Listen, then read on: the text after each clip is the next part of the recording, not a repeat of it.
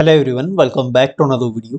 केंद्रीय विद्यालय संगठन ने teaching and non teaching posts के लिए जो रिक्रूटमेंट रूल्स हैं इनको रिवाइज किया है। 20 मार्च 2025 को ये अपडेट प्राप्त हुई है, जिसमें जेबीटी, टीजीटी और जेबीटी के रूल्स में बदलाव हुए हैं। क्या क्या मेजर चेंजेस हुए हैं इसमें, और जो मेन कंफ्यूजन है स्टूडेंट्स में वो है सब्जेक्ट कॉम्बिनेशन को लेकर। सब्जेक्ट कॉम्बिनेशन को लेकर जो टीजीटी में स्पेशली सब्जेक्ट कंफ्यूजन है वो भी अब क्लेरिफाई हो चुकी है। तो इस वीडियो को पूरा देखिएगा, वीडियो ज़्यादा लंबी नहीं रहेगी, सारे डाउट्स आपके क्लियर हो जाएंगे।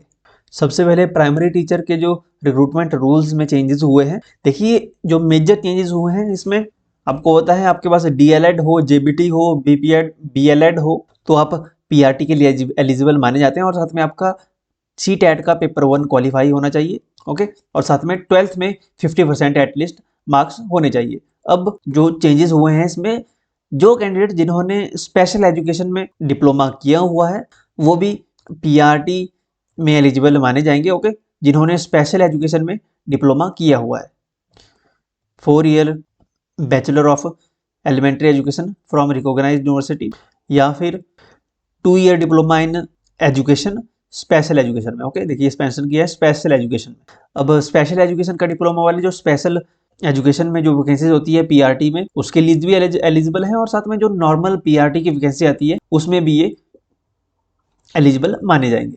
ओके, तो ये तो जो चेंजेस हुए हैं पीआरटी में, सिंपली यही चेंजेस हुए हैं। अब बात करते हैं टीजीटी की। Trained graduate teacher maths, science और सोशल साइंस की बात करेंगे। देखिए रिक्रूटमेंट रूल में जो टीजीटी में सब्जेक्ट कॉम्बिनेशन है ये बहुत इंपॉर्टेंट है। जो मैक्सिमम एज है वो 35 साल है। अगर फीमेल है या SC ST OBC के कैंडिडेट तो उनको 5 साल की रिलैक्सेशन दी गई है, और साथ में जो भी एम्प्लॉय हैं KVS में उनके लिए एसेंशियल क्वालिफिकेशन में आपके पास, ये तो पुराने रूल्स हैं, ये आपके पास बीएड हो 50% मार्क्स के साथ, और जो सब्जेक्ट कॉम्बिनेशन है उसके बारे में बात करेंगे। लेकिन यहाँ पे जो मेन अपडेट हुई है वो जो स्पेशल एजुकेशन में जिनकी 1 ईयर की बीएड है स्पेशल एजुकेशन में, वो भी टीजीटी में अब वैलिड माने जाएंगे, चाहे टीजीटी मैथ है, साइंस है, सोशल स्टडीज है, या लैंग्वेज का है, लैंग्वेज हिंदी, इंग्लिश या संस्कृत टीजीटी का। स्पेशल एजुकेशन में अगर किसी ने बीएड की है तो वो भी कंप्लीट कर पाएंगे। अगर नॉर्मल बीएड की है वो भी एलिजिबल है। ओके, अब टीजीटी मैथ्स में जो सब्जेक्ट कॉम्बिनेशन यहाँ पे बताए हैं, सब्जेक्ट कॉम्बिनेशन, तो उसमें candidate should studies mathematics as elective या फिर main subject in at least 3 year. 3 साल में यानी 6 सेमेस्टर में अपने मैथमेटिक्स का subject as a main subject आपने पढ़ा होना चाहिए, या फिर इलेक्टिव सब्जेक्ट या फिर मेन सब्जेक्ट आपने मैथ्स पढ़ा होना चाहिए 6 के 6 सेमेस्टर में, या ईयरली सिस्टम है तो 3 के 3 साल में main subject. Okay, physics at least 1 साल, फिजिक्स आपने कम से कम 1 साल या 2 सेमेस्टर पढ़ी होनी चाहिए। Chemistry, electronics, computer science, statistics में से कोई एक सब्जेक्ट आपने 1 साल, या फिर सेमेस्टर सिस्टम है तो 2 सेमेस्टर आपने इनमें से कोई एक सब्जेक्ट पढ़ा होना चाहिए। तो ये कॉम्बिनेशन आपका होना चाहिए। इसके अलावा यहाँ पे एक और लाइन दी गई है, the candidate should studied CBCS system यानी choice based credit system with above subject are also eligible to apply.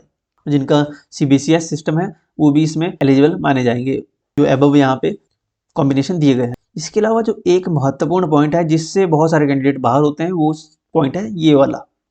क्या पॉइंट है? Candidates with BSc honours in physics और chemistry are not eligible for the post of TGT maths. देखिए इस line के कारण बहुत सारे कैंडिडेट्स बाहर हो जाते हैं। BSc फिजिक्स में है, जिनकी BSc ऑनर्स फिजिक्स में है या फिर BSc ऑनर्स केमिस्ट्री में है, अब वो यहाँ पे कंप्लीट नहीं कर पाएंगे टीजीटी मैथ्स में। टीजीटी मैथ्स जिनका मेजर सब्जेक्ट है या फिर जो मेन सब्जेक्ट है, वही कैंडिडेट्स एलिजिबल हैं टीजीटी मैथमेटिक्स में।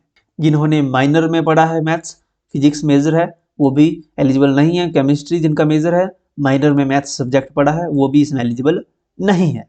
सिंपल यहाँ पे बताया गया। अगर आपकी डिग्री पे BSc ऑनर्स लिखा है और साथ में सब्जेक्ट में फिजिक्स मेजर है या केमिस्ट्री मेजर है, आप एलिजिबल नहीं होंगे।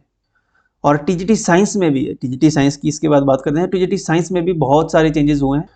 टीजीटी साइंस के जो रूल्स हैं यहाँ पे क्लियर कर दिए गए हैं। Candidate should have studied biology oblique life science oblique botany oblique zoology as honour या फिर main subject in at least 3 year या फिर 6 सेमेस्टर। यानी जिनका मेजर सब्जेक्ट है वो लाइफ साइंस है, बॉटनी है या जूलॉजी है या फिर बायोलॉजी है, इन 4 कॉम्बिनेशन में से जिनका भी मेजर सब्जेक्ट है या जिनकी BSc ऑनर्स इन सब्जेक्ट्स में है, वही टीजीटी साइंस के लिए एलिजिबल माने जाएंगे KVS में। इस बात को ध्यान से समझे। अगर किसी का केमिस्ट्री मेजर है और माइनर में बायोलॉजी या फिर लाइफ साइंसेज, बॉटनी या जूलॉजी सब्जेक्ट माइनर में है और केमिस्ट्री मेजर है तो वो भी एलिजिबल नहीं है। देखिए बहुत सारे कॉम्बिनेशन ऐसे हैं जिनका केमिस्ट्री मेजर है लेकिन माइनर में सब्जेक्ट पढ़े हैं आपने बॉटनी और जूलॉजी, तो आप टीजीटी साइंस में एलिजिबल नहीं माने जाएंगे। आपका मेजर होना चाहिए या फिर बॉटनी, जूलॉजी, बायोलॉजी या फिर लाइफ साइंसेज। इनमें से चार में से कोई भी एक सब्जेक्ट अगर आपका मेजर है, आपकी बीएससी ऑनर अगर इस सब्जेक्ट्स में है, तभी आप टीजीटी साइंस में एलिजिबल हैं। और आपका माइनर सब्जेक्ट में कॉम्बिनेशन साथ में केमिस्ट्री बॉटनी जूलॉजी में से एक या फिर केमिस्ट्री जूलॉजी केमिस्ट्री बॉटनी, ये माइनर में होने चाहिए। ओके, ये आपकी अदर 2 सब्जेक्ट्स आपके होने चाहिए।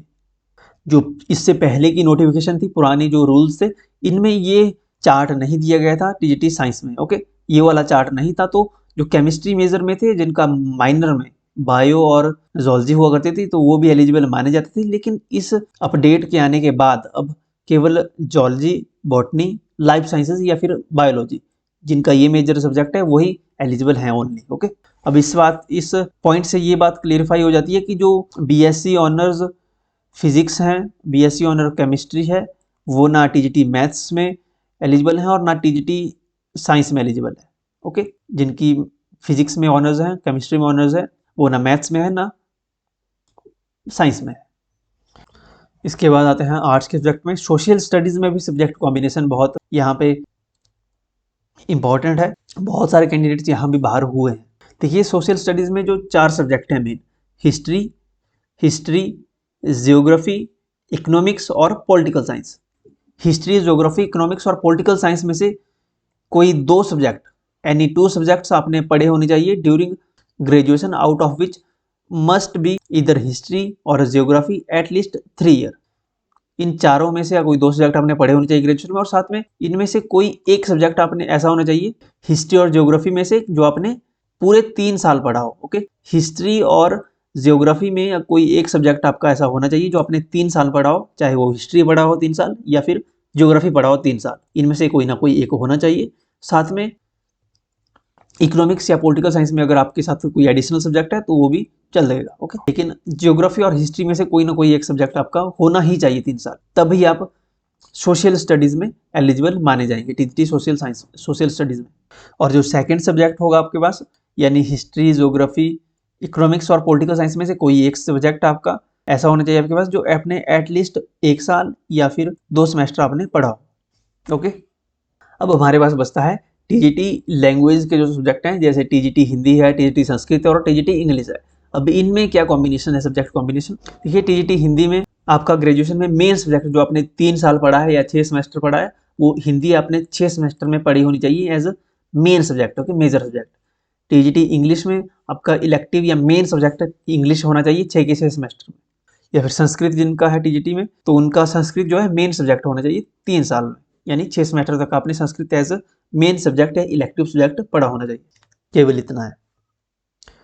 अब बात करते हैं रिक्रूटमेंट रूल्स की पीजीटी के लिए, पोस्ट ग्रेजुएट टीचर केवीएस के लिए जो पीजीटी के रूल्स हैं ये भी महत्वपूर्ण है। देखिए एक तो आपकी बीएड होनी चाहिए 50% मार्क्स के साथ, और आपकी मास्टर डिग्री होनी चाहिए एटलीस्ट 50% मार्क्स के साथ। ये तो सभी को पता है, लेकिन जो इंपॉर्टेंट इसमें पॉइंट है वो है कि आपकी मास्टर डिग्री होनी चाहिए। जैसे पीजीटी फिजिक्स है तो पीजीटी फिजिक्स में आपकी मास्टर डिग्री, और साथ में आपकी जो ग्रेजुएशन है वो उस कंसर्न सब्जेक्ट में हो, यानी जो आपकी ग्रेजुएशन है वो अपने ग्रेजुएशन सब्जेक्ट में पढ़ा होना चाहिए। जैसे पीजीटी फिजिक्स है तो आपने ग्रेजुएशन में फिजिक्स पढ़ी होनी चाहिए। जैसे आर्ट्स का है, जैसे पीजीटी हिस्ट्री, पीजीटी ज्योग्राफी, इसमें क्या कॉम्बिनेशन है। अब देखिए पीजीटी हिस्ट्री में आपकी एमए हिस्ट्री तो होनी चाहिए, साथ में आपने हिस्ट्री सब्जेक्ट अपने ग्रेजुएशन में भी पढ़ा होना चाहिए। Okay, provided the candidate has studied concern subject at graduation level also. देखिए बहुत सारे कैंडिडेट ऐसे होते हैं जिन्होंने बीएससी की होती है। ओके, मान लीजिए बीएससी फिजिक्स में है या बीएससी मैथ्स में है, बाद में उन्होंने स्विच कर दिया एमए में। ओके, एमए कर दिया हिस्ट्री में। अब वो पीजीटी के लिए जब आवेदन करेगा तो यहाँ पे एलिजिबिलिटी क्राइटेरिया में वो फिट नहीं होगा, क्योंकि उसने बीएससी में हिस्ट्री सब्जेक्ट तो नहीं पढ़ा है। ओके, और बीएससी में हिस्ट्री विषय नहीं पढ़ा है, तो यहाँ पे इस रूल्स के मुताबिक ये पीजीटी KVS PGT में एलिजिबल नहीं माना जाएगा, क्योंकि यहाँ पे उसने ग्रेजुएशन में तो उसकी BSc है, अगर BSc की है ग्रेजुएशन में तो वो PGT हिस्ट्री में एलिजिबल नहीं माना जाएगा। या फिर जैसे कोई स्टूडेंट है जिसने BA की है लेकिन उसके पास हिस्ट्री BA में था ही नहीं, उसके पास पॉलिटिकल साइंस था और साथ में मान लीजिए ज्योग्राफी था, ओके, तो वो PGT अगर उसकी MA हिस्ट्री में है तो वो PGT हिस्ट्री में अप्लाई नहीं कर पाएगा, वो डिस्क्वालीफाई हो जाएगा, ओके। तो BA में जो सब्जेक्ट पढ़ा है उसी में, उन्हीं सब्जेक्ट्स में से कोई सब्जेक्ट आपने पढ़ा है, वो सब्जेक्ट उसी विषय में आपने अगर MA की है तभी आप PGT में एलिजिबल माने जाएंगे। जैसे कॉमर्स है तो MCOM की डिग्री होनी चाहिए, मास्टर डिग्री इन कॉमर्स, साथ में holder of degree of MCOM in applied oblique business economics shall not be eligible. देखिए अगर किसी ने MCOM की है बिजनेस इकोनॉमिक्स में तो वो एलिजिबल नहीं होंगे। आपकी मास्टर डिग्री होनी चाहिए PGT कॉमर्स के लिए, मास्टर डिग्री होनी चाहिए कॉमर्स में, ओके।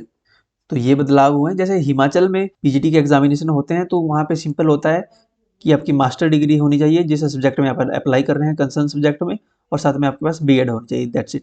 लेकिन KVS में ऐसा नहीं है, जिसमें आप मास्टर डिग्री के लिए आप अप्लाई कर रहे हैं वो सब्जेक्ट आपने ग्रेजुएशन लेवल में भी पढ़ा होना चाहिए, ओके। जरूरी नहीं है कि मेन सब्जेक्ट माइनर में भी अगर है, लेकिन होना चाहिए।